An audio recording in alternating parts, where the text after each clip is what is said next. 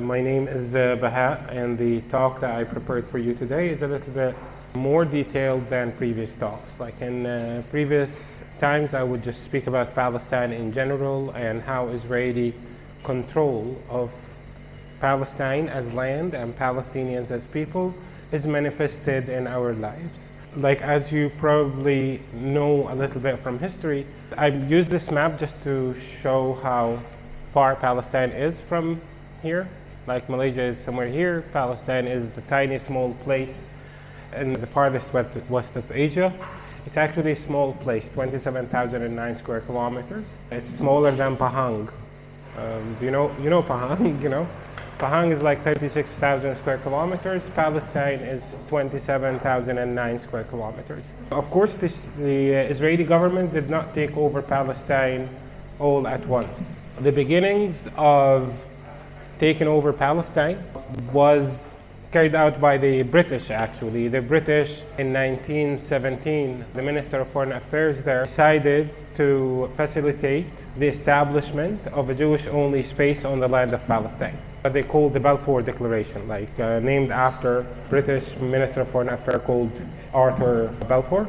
So from 1917 up until today, what we have is the establishment and maintenance of a Jewish-only space in Palestine. Once again, that didn't happen all at once. It happened gradually. The project is to turn Palestine into Jewish-only space. How we get there? We have the time, we have the resources to do it, so it doesn't really matter. We can take it over gradually. So it began with land usually stolen by the British authorities from Palestinian communities, and that land will be given to European settlers to establish the cores of Jewish communities on the land of Palestine. For nearly 29 years, which is the period the British have been working on destroying Palestine or handing over Palestine to Jewish nationalists. After 29 years, they allowed 70,000 militants, who are the founders of the State of Israel, to carry out the first genocide and first ethnic cleansing of Palestine that lasted from December 1947 until October 1949. That is the period that Palestinians call Nakba. Nakba is an Arabic word, and it means man-made catastrophe. So we refer to the elimination of nearly 531 Palestinian communities, the removal of thousands upon thousands of Palestinian families from their property and land in 531 Palestinian localities, cities, towns, villages, and so on. The 70,000 militants took over this part of Palestine by the year 1949. By that time, Palestine as a geography was ruled by three governments as of 1949. So the Palestinians had no official representation whatsoever. The founders of the State of Israel signed a truce with Egypt, and Egypt was given this part of Palestine to rule. This is what we call today the Gaza Strip. The term Gaza Strip was born out of that era. Because before that, we know Gaza to be a city that is 5,000 years old with a lot of history and a lot of cultural and political significances. After 1949, this geography was named after the city of Gaza, even though this geography has multiple other cities, like the city of Rafah, the city of Khan Yunis, and so on and so forth. But Gaza was the largest city. The king of Jordan signed a truce also with the founders of the State of Israel, where he was given the remaining parts of Palestine. So 78%, 2%, 20%. So the Kingdom of Jordan ruled over this remaining part of Palestine, and they are the ones who called this part of Palestine to be the West Bank of the river Jordan. Let's say governments that ruled over Palestine from 1949 till 1967 were the governments of Israel, the government of Jordan, and the government of Egypt. This is the kind of period where I refer to it as the period when we had a three-state solution.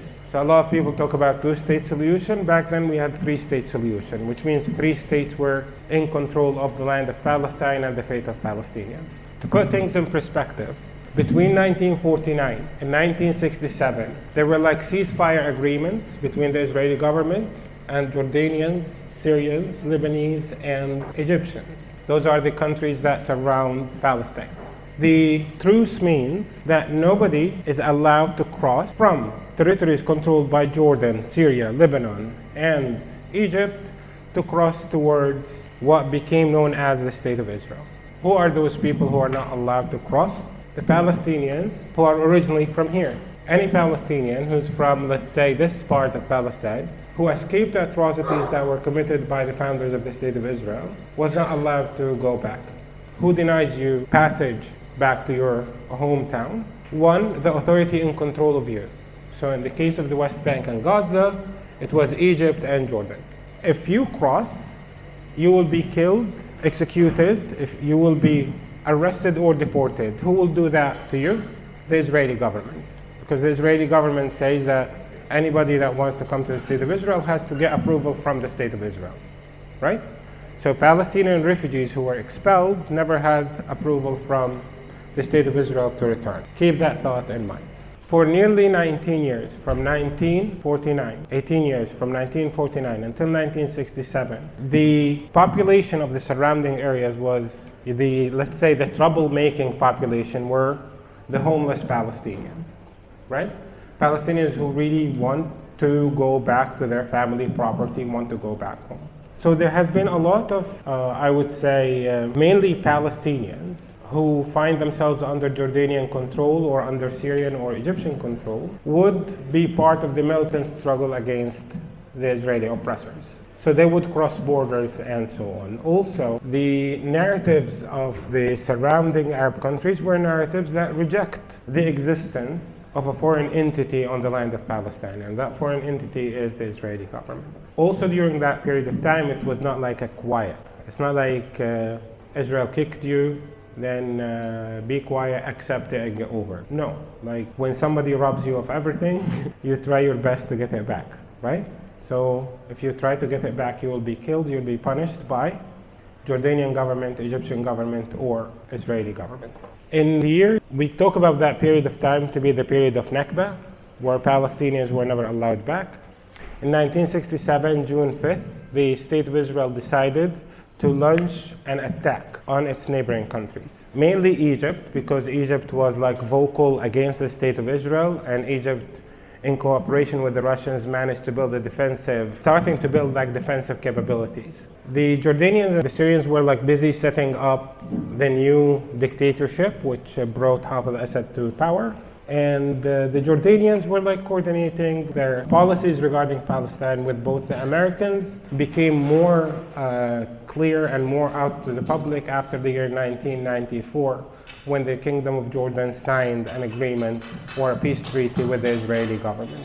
So given that situation of the verbal hostility from Egypt, and the fact that the State of Israel was rejected and the State of Israel was like struggling to settle on the land of Palestine, they decided to carry out a war. So it was a surprise attack on Egypt. The war itself, the main targets were Egyptian targets. Within the 5 days of clashes and war, the Israelis managed to murder more than 15,000 people, expel nearly 400,000 Palestinians from the occupied West Bank and Gaza. Many of those Palestinians expelled were Palestinians that were expelled for the second time in one lifetime. What does it mean to be expelled by the State of Israel once in your lifetime? It means you lose everything. The State of Israel pushes you, and if you dare to come back to where you were pushed away from, you will be murdered. There will be always consequences. So you have people who lost everything twice in one lifetime because of Israeli criminal behavior. In terms of land and territory, let me also mention that the part responsible for the West Bank, the Jordanians, on the 7th of June, just the Israelis attacked on the 5th, declared war on the 6th. On the 7th, the Jordanian army was given orders from higher rankings to actually withdraw to the East Bank, right? There was not one bullet shot.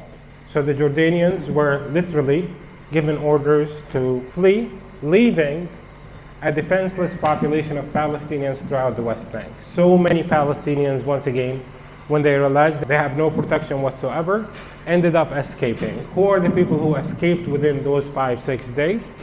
Usually those who could escape. We're talking about the wealthiest of the wealthiest. We also talk about a lot of Palestinians who are already outside like my father and my grandfather, they were in Bethlehem.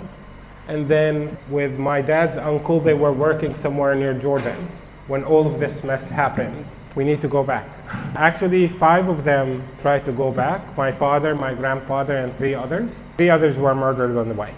And my father and my grandfather miraculously managed to make it through.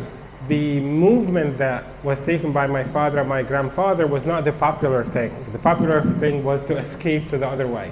But why did my father and my grandfather decided to risk their lives and go back? Because they have a family of females behind. 5 sisters, mother, grandmother, wife. So they had to go back because of my female relatives. Unlike my grandfather's uncle, they decided to stay because already the family was already in Amman, Jordan.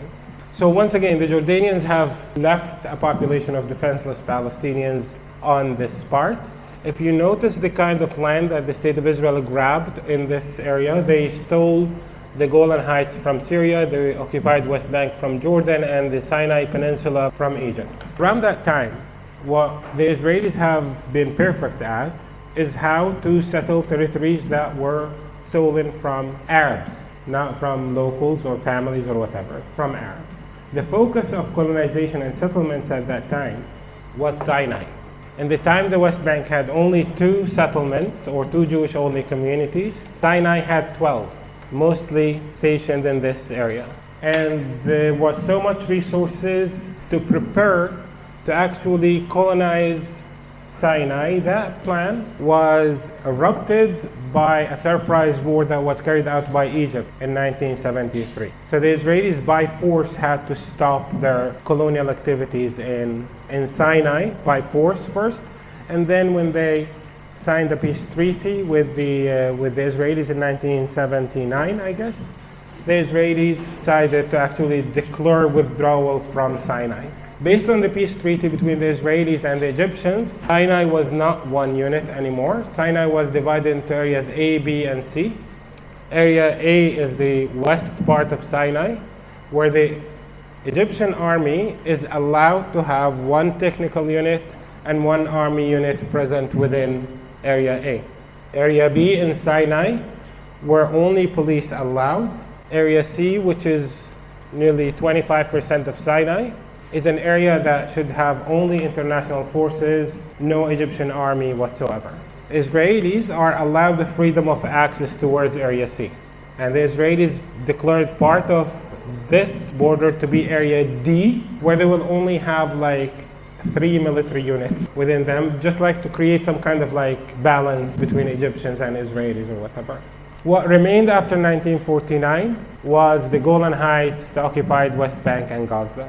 In 1967, right after the war ended, let's say 5th, ended on the 10th, on the 11th, an Israeli military unit visited Jerusalem, and then the Israeli Minister of Defense decided to destroy an entire neighborhood in Jerusalem, the Moroccan Quarter, nearly 138 structures, mostly like ancient structures from 800 years ago, expelling all the Palestinians who lived in that neighborhood and pushed them back. That's the very first thing the Israelis did on the ground after 1967 in order to control Jerusalem. Now, many people are told that there's East Jerusalem, West Jerusalem. We Palestinians speak about that all the time. Jerusalem is a town, 7 square kilometers. It doesn't have East and West. It's just like one city, and that old city and a couple of neighborhoods around it. One is a Thuri and one, I forgot the name of, Bab al-Amud. So a few neighborhoods, Wadi Joz, a few neighborhoods around that city. But the Israelis decided to turn the countryside, the villages in the west of Jerusalem, into an area that they called West Jerusalem. So now Jerusalem has East and West. In 1967, Israel unified East and West, right? Even though like this whole thing about East and West is something new, also from after 1967. The Israelis slowly carved Jerusalem out of the rest of the West Bank and decided to treat Jerusalem in a different way, or the territory they call Jerusalem in a different way than the rest of the West Bank. The entire war, the taking over of the West Bank, the taking over of Sinai, the taking over of the Golan Heights, of Gaza, was described by defenders of the State of Israel with this term. It was a preemptive strike. Israel's war on its neighbors was called a preemptive strike. It was not a war, it was not crime. It was something like a preemptive strike. What's a preemptive strike? It's me killing you and accusing you of wanting to kill me. Every single crime is a preemptive strike. I have to rob him before he robs me. I have to rape her before she rapes me. I have to kill him before he kills me. All that nonsense can be promoted as a preemptive action. And promoting the 6 Days War as a 6 Days War was also another trick, because the war lasted for 5 days. Why to call it the 6 Days War? Because it's a biblical term. Allah created earth in 6 days. Israel created itself in 6 days. It's miraculous. Because Israel promotes its criminal behavior as like all kinds of miracles. Nothing is intentional, just like by miracle. Palestinians left by miracle. We won by miracle. And around also that time, especially when Syrians and the Jordanians surrendered, there was no potential for war. So the Israelis needed to keep that war, because with every day the war is going, more Palestinians are escaping. So we need the war to go on. So the Israelis decided to do this. There was a spy American ship called USS Liberty stationed near Egypt. Israeli airstrike goes up, bombs it, murders 35 American soldiers, injuring like nearly 137 of them. And the plan was that we will accuse Egypt of doing that, so the war will continue, but this time the Americans will be part of it. Unfortunately, it was recognized as an Israeli strike. American government decided to silence all the soldiers on USS Liberty and never talk about that crime ever again. So who are the only people who are allowed to kill Americans and not get persecuted? Israelis are allowed to murder Americans and not get persecuted, whether they are white Americans or Palestinian Americans. So from 1967 onward, Israel has been in control of the occupied West Bank. When it comes to the first few weeks of Israel's occupation, remember, the area of the West Bank had Palestinian refugees who were expelled from this part towards the east. 30% of the families of the residents of the West Bank, out of 3.5 million people, 30% of that population is a population of refugees. You have refugees camps throughout the West Bank. In Gaza, 80% to 85% of the population. Gaza is just a large concentration camp of Palestinian refugees. The West Bank is not as large. Remember the Palestinians who were denied by Jordan to cross back to their places of origin? Now, Jordan is out of the picture. My home is controlled by the State of Israel. I, in the refugee camp, is also controlled by Israel. So there is no obstacle, no administrative obstacle to prevent me from going back home, right? So Palestinian refugees, including my father, when they got back, they were like, oh, Israel allows us to go here and there. The first thing they did was to go to their places of origin,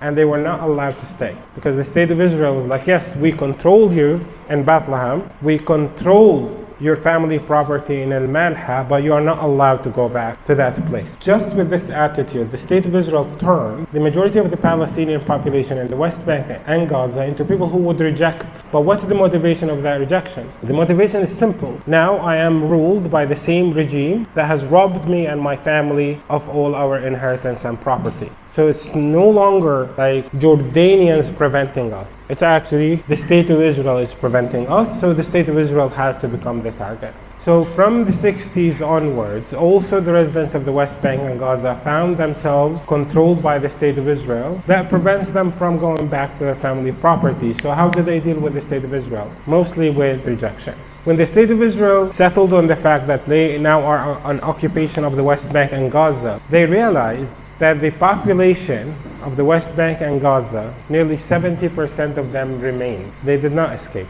So what to do with them? In 1967, the Israelis decided that took over in 1967 will be considered occupied territories. And the population are occupied persons applies. The reason why international community keeps talking about the 4 Geneva Convention is not because they care so much about justice or rights or so on. It's simply because the Israelis said that the 4 Geneva Convention applies. So all of a sudden, you had a population that lived under Jordanian control, all of a sudden become like a population living under military control. And that's both in the West Bank and in Gaza. I'll focus much more on the West Bank since the consequences of 1967 have been genocidal in Gaza. The West Bank became the target for Israel's colonization from late 1970s. So when the Sinai project was cancelled, all the resources that was used for colonizing Sinai were moved towards the West Bank. If you understand the State of Israel, you understand that the one thing the State of Israel wants from Palestine is land.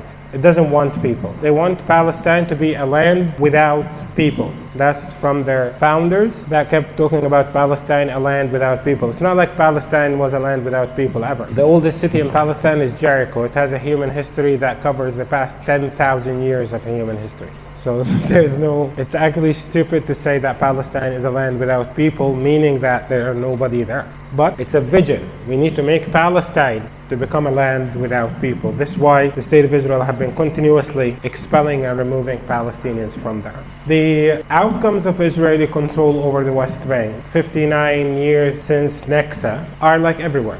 First of all, the colonization of the West Bank from late 70s until now resulted on building more than 190 different Jewish-only communities throughout the West Bank. Those communities are the communities that are marked in blue or in triangles on those maps. We have 800,000 Jewish Israeli settlers who live inside the occupied West Bank today. They are not under Israel's military law. They're under Israel's civil law. And by their presence in the occupied West Bank, it means wherever they are in the West Bank, that piece of land is actually part of the State of Israel. This triangle over here, that's inside the State of Israel. That's like logistically, mentally, and legally. Who's not part of the State of Israel? All the Palestinians that live between here and here, they're not part of the State of Israel. Their land is under Israeli military control till the Israeli military manages to confiscate it. And then when a Jewish Israeli person uses that land, then Israel's civil law is applied on the part that is used by a Jewish Israeli person. It's like they created some kind of a legal mess. The outcome of that legal mess is very clear. A Palestinian removed and their property is confiscated and their presence is replaced with Jewish Israeli presence. So throughout the occupied West Bank, the Israelis managed to establish nearly 190 Jewish-only communities. The current Israeli government is using the time of genocide as a distraction because they just recently approved the establishment of another 61 Jewish-only communities or settlements inside the occupied West Bank. Now, you want to connect those settlements together with the Israeli road network. When I talk about settlements, I talk about mega residential projects that many people say like settlers build settlement. That's actually naive. It doesn't work this way. Here's how procedures for land theft work. This area is a forest outside of Bethlehem. 70,000 evergreen trees called Abu Ghnaim. Ghnaim is a family from the town where I live, which is Beit Sahur. And why is the forest named after that family? Because that's their property. That's it. The Israelis came in the late 60s and said like, oh, this is a green reserve. And they decided to use military means to confiscate land for environmental reasons. All of them are confiscated by the State of Israel through military means. So the Israeli government confiscated the land. In 1984, they approved to turn that place into a residential area. 1984, the plans were set in 1984. 1996, they shaved off the mountain. The Israeli Ministry of Finance financed the construction of a seed settlement where they would build 25,000 housing units. So the Israeli government confiscated the land. The Israeli government built the houses. The Israeli government made sure that the only residents of those houses are Jewish Israeli. The owners of the land, it's not that they are not allowed to move into the settlement, which is built on their land. They are not allowed to even apply to buy a unit in that place. Then the Israeli government would rent you a housing unit for like $400 a month. You pay it for 10 years, the house is yours. You know what rent is in, like, let's say, a Jewish-only city like Tel Aviv? You know what rent is there? You know, a 2-bedroom apartment is around $1,200. You are 25 minutes away from Tel Aviv, and you pay $400 a month. In Tel Aviv, if you rent, the house is not yours. Here, if you rent or pay $400, which is a third of rent, for 10 years, the house will be yours. Is it because they are generous? No. The most expensive part of your house is not the house, it's not the construction material. The most expensive part of the house is the land on which the house is built. How much money did the Israeli government pay for this land? Zero. What the Israeli government charges Jewish Israeli settlers is only like 300 or 400% of their investment. And what is the outcome from all this process is that the land will be permanently stolen by the Israeli government from the Palestinian family. The settler is nothing more than a financier of the Israeli government process to steal property of Palestinian families. That happens on almost every corner of the occupied West Bank. So when we hear about settlements and settlers, we're talking about an Israeli government project. We're not talking about settlers' project. It's the government. It doesn't matter if the settler wants it or doesn't. Many people say like nearly half of Israeli settlement units are empty. It doesn't matter if it's empty or full. If the house is there, that's the legal claim that gets the state of Israel to say like the land is mine. And that's how land theft goes on. All our public land is stolen. All our forests are stolen. And what the state of Israel is after right now is private property. So even the people who have documents of their land is being stolen today. So if the Israelis cannot steal your land through confiscation for environmental purposes, don't worry. They can steal your land for public purposes. Remember, the Fourth Geneva Convention allowed the occupying power to continue to apply existing civil rules and regulations. So the Israelis came into the West Bank and were like, oh, Fourth Geneva Convention applies. We're allowed to apply existing civil rules and regulations. Land issues are civil issues. So we'll apply the land laws from before. So they don't apply the land law to protect your presence on your land. They apply it based on their own interpretations. So here's the interpretation that allows them to steal land from Palestinians for public services. So the Jordanians who ruled before the state of Israel gave themselves the authority to seize private land permanently for public purposes. So if we want to build a school, dig a road, build a hospital, and then the land on which we want to do that is privately owned, we seize that land and we offer the owners 125% of the value of their land. So the Israelis take that law and say like, oh, we need roads, we need highways. They paved the face of the West Bank, installed like 1,200 kilometers of highways like this throughout the West Bank. We do not need an extra 1,200 kilometers of road. We actually have roads that date back to Abraham. We still use the same road that connects Jerusalem with Hebron through Bethlehem that Abraham walked on more than 4,000 years ago. We still have those roads, but those roads are useful for us. The Israelis decide to build their own road network on top of us. And their own road network is placing limitations on the existing road network on Palestine. But once again, just like the British in India, they built railways to facilitate helping Indians or to facilitate robbing Indians of their property and their resources and so on. The Israelis are doing the exact same thing in the West Bank. 1/3 of those roads are inaccessible by Palestinians. What does that mean? Actually, this road in particular, owners of the land are Palestinians who live around here. None of the owners of the land is allowed to use this road. So the Israelis come in and say like, we confiscate the land for public purposes. Who are included in the public? Jewish Israelis. Who's not included in the public? The family that owns the land. I don't have a claim over that land. It's not my family property. So it makes sense that I'm not allowed using that road. But what about the family that actually owns the land? But you can apply the same thing not only on the road. You can apply the same thing on a hospital built on your family's land. You are not allowed to go to that hospital. School built on your family land. You are not allowed to send your kids to those schools. Playgrounds you are not allowed to use. Bus stops. In America, they keep talking about this Rosa Parks, an Afro-American lady who refused to sit on the back of the bus. What if Rosa Parks was a Palestinian and the bus parks on her family property? Is she allowed to sit on the back of the bus? No, she's not even allowed on the bus to begin with. In reality, we still did not make it on the bus. But Israelis will confiscate that land for public services. And if you see on here, the red lines are all roads that Palestinian residents of the West Bank are not allowed to drive on. And if you notice, it's integral with the existing Israeli road network. Palestinians in Jerusalem, Palestinians in Nazareth, they are not allowed dual citizenship. On the Israeli roads, we have nearly 900 or 890 military checkpoints. Those checkpoints are not to separate Palestinians from Jewish Israelis. They are to separate Palestinians from Palestinians throughout the West Bank. So all the blue dots you see on the road are checkpoints that the Israeli military installed between Palestinians. Those checkpoints can be like this one. It's all on the roads, so you're not allowed to drive. Sometimes the road is blocked, you're not allowed to drive, but you're welcome to walk. But like you're not allowed to drive. Sometimes they look like this. That's when you're allowed to walk. Sometimes multiple soldiers block the road, sometimes there's one soldier. And that's it.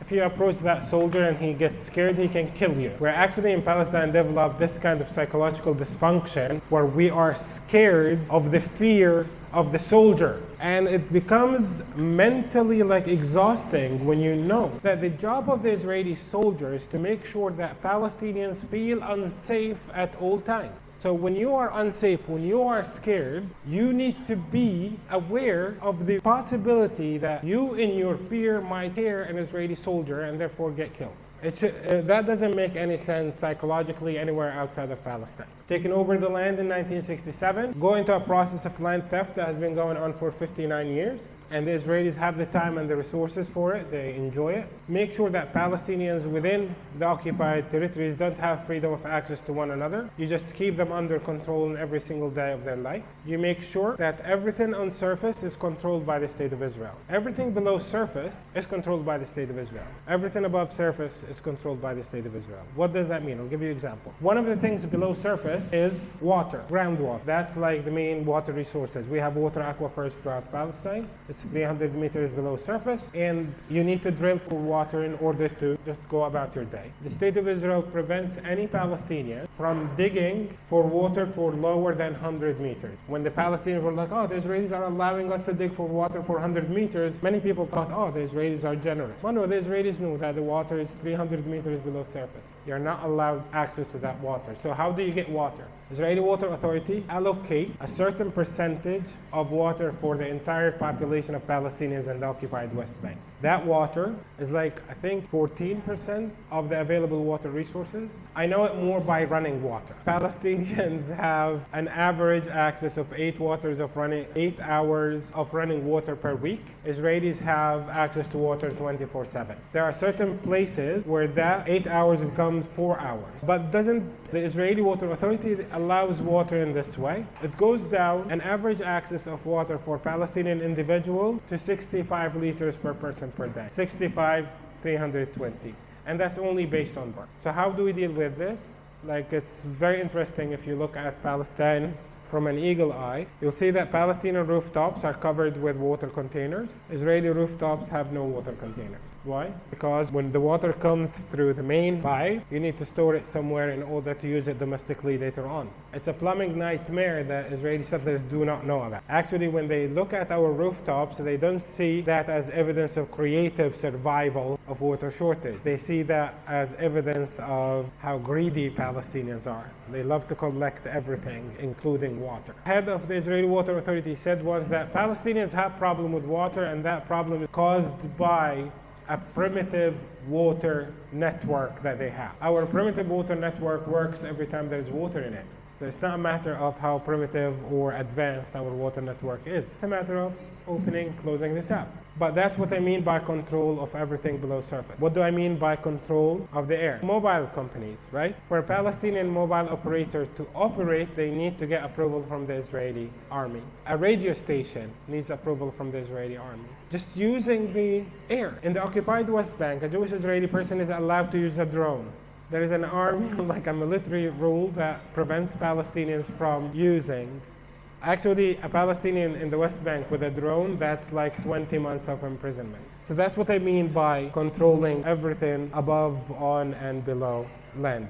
I go as far as like telling people, like, just name it, I'll tell you how Israel controls it. Why do I have this picture here? Because In 1967, when Israel occupied the West Bank, the international community kept deliberating from June all the way to November, talking about this issue. Israel was busy settling its presence in the territories it occupied, and the international community was just like talking. In November 22nd, they issued a resolution called 242, which is a resolution that calls on the State of Israel to withdraw from the territories it occupied in 1967. The English version says territory, the Arabic version says the territories.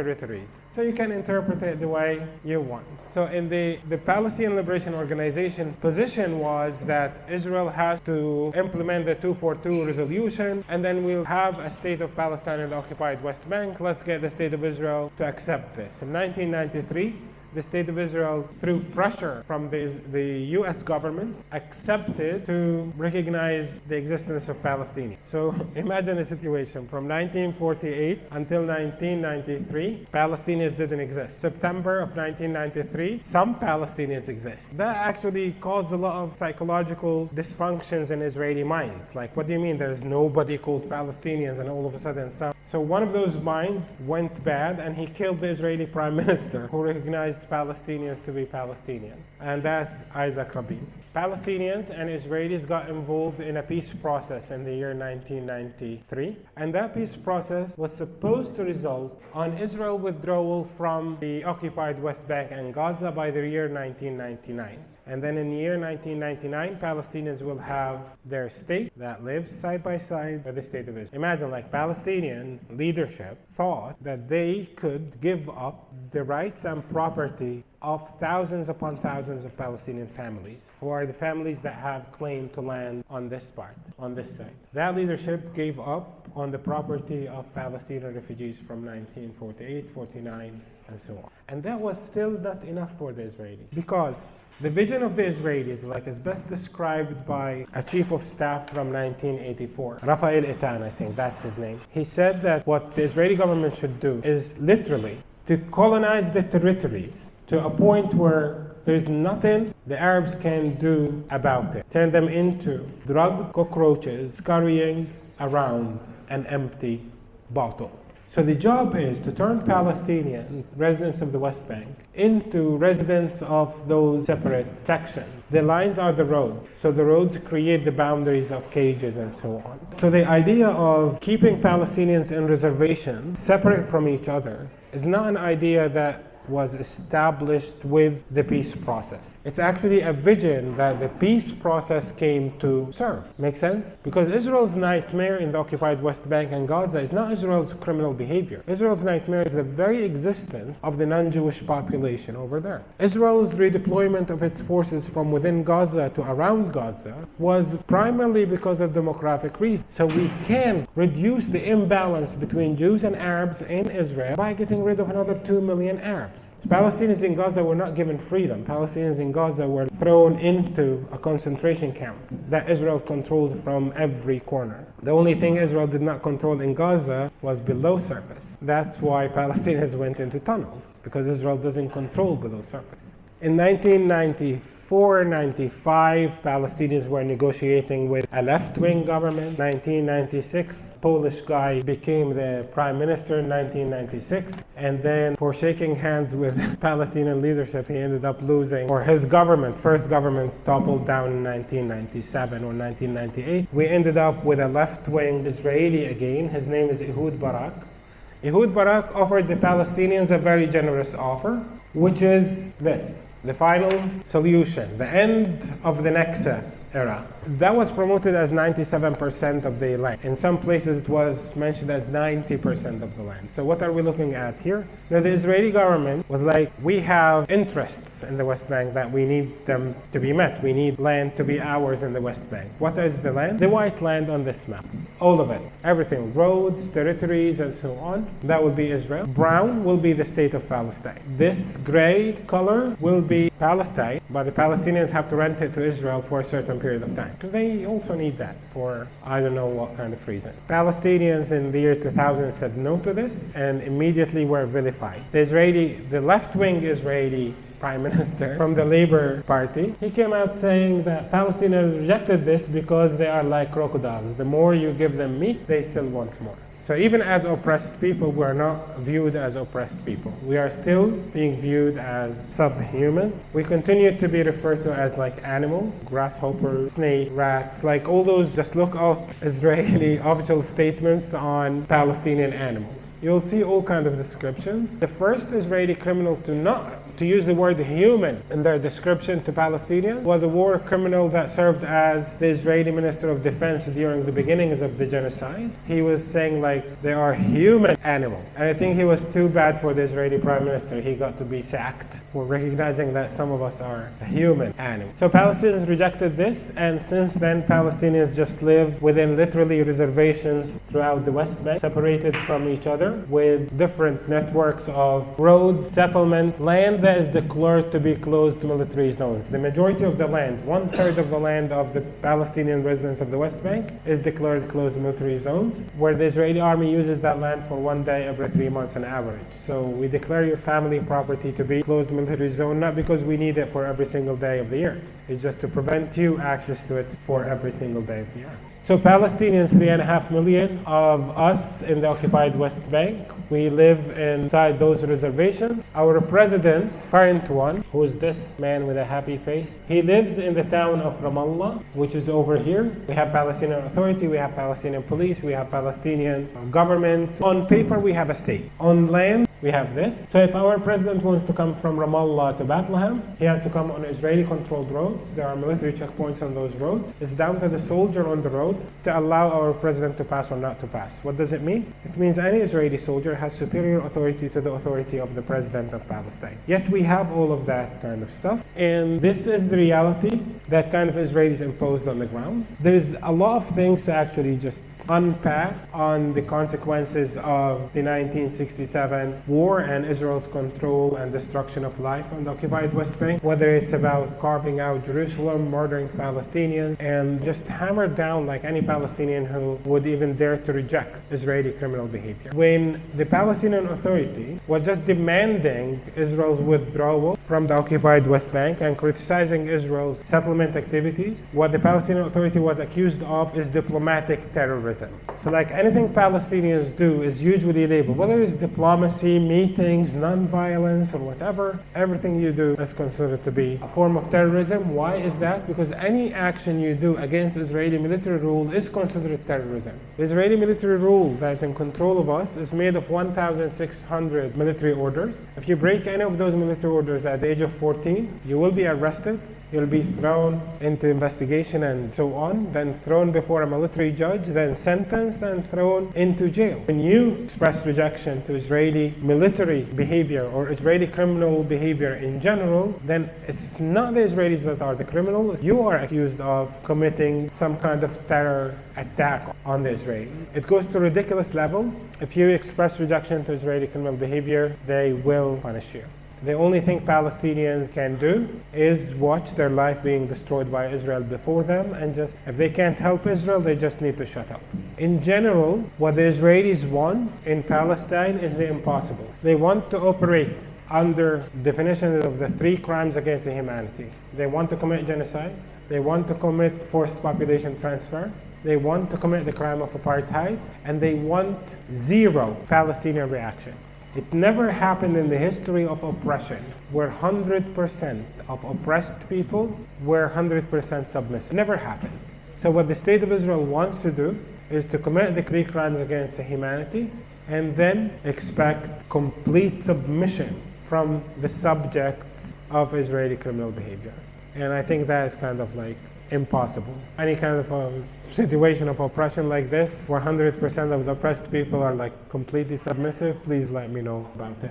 For how long is this going to go on? Israeli criminal behavior on the land of Palestine will go on as long as we accept this sick norm where countries around the world are allowed to provide diplomatic, economic, and military support to the State of Israel, and at the same time provide Palestinians with a humanitarian aid. Supporting both sides of oppression results only on one conclusion, which is maintenance of oppression. And we have a normalized sick behavior around the world where countries can actually do that. Who are the countries that I'm talking about? all countries that recognize the State of Israel on this map. Actually, there are more countries recognizing Palestine on the planet than those countries recognizing Israel. But all the countries that recognize Palestine cannot actually point Palestine. I think Malaysia can point Palestine, but that's because they don't have diplomatic relations with Israeli criminals. Every single country that has an embassy in the State of Israel, every single country that hosts an Israeli ambassador is responsible for maintaining this kind of criminal behavior on the land of Palestine. It doesn't matter if they do it because Israel is committing crime against Palestinians. Like, there are many sick countries, like Myanmar supports the State of Israel. Myanmar doesn't recognize Palestine. They're all kind of like fascists. Singapore is one of those weird countries. Singapore hosts Mossad, CIA, and MI6. It's not only Israeli criminals that they host there. Thailand, the same. Thailand, now there are Israeli settlements being built in Thailand. Brazil, like any country. All what you need to know is that if that country has an Israeli embassy, then that country is responsible. As one rabbi said once, that in crimes committed around the world, few are guilty, but all are responsible. So here I'm not saying that India, for example, is guilty of supporting the State of Israel or guilty of the Israeli criminal behavior. No, it's not guilty. It's responsible for maintaining relations with the State of Israel in spite of their criminal behavior. So I'm done here.